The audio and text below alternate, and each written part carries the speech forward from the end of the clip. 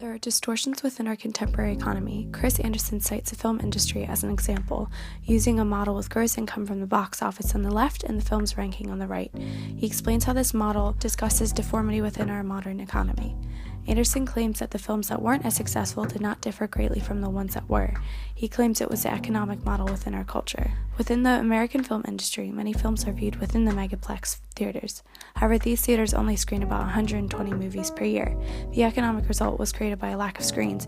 There is an overwhelming amount of films that are never shown. This is reflected within the marketplace due to the bottleneck distribution. This model disregards for any other taste or genre outside of the popular and limited theoretical shelf space and is held responsible for the social construct of the popular taste. Furthermore, most of the population has tastes outside of the mainstream, deviating into alternative media. However, often popular demand marginalizes these alternative tastes. With not enough space to satisfy genres and tastes outside of the mainstream, the concept of scarcity becomes apparent. However, more modern models now harness the long tail, the portion of the unpopular market that ironically outnumbers the mainstream market. This school of thought can be observed within Italian economist Vilfredo Pareto's principle, the 80-20 rule. Pareto discovered the principle in 1897 by observing patterns of wealth and income within his present-day Europe. He found that wealth within Europe, after looking at other countries and examples, was predictably unbalanced.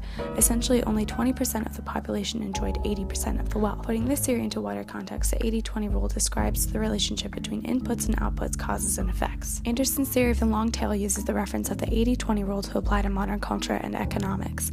The long tail takes from within a power law. Anderson calls it the shape of our age. The physical representation reiterates that a small number of things have a high impact or low frequency, high amplitude. Mathematically, this is seen as an exponential curve, or 1 over x.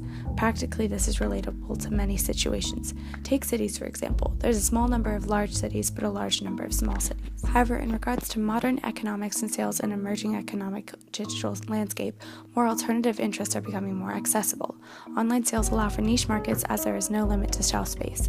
Niche markets are created by a well-defined segment of the population. They are at a low popularity level, and consequently they also have a lower sales total. The statistics don't lie. Outside of the most popular hits lies the majority. Combining all of the niche markets, they would outnumber the mainstream. The long tail extends past pure economics and sales. It is a threat to mass media today. Mainstream media companies and formats such as magazines and newspapers are now in competition with around 70 million blogs online. Blogs are capable of everything that mass media is, however not on a large production scale. However, they have an advantage because they can easily target their intended demographic. Another modern example of the long tail is evident within Netflix.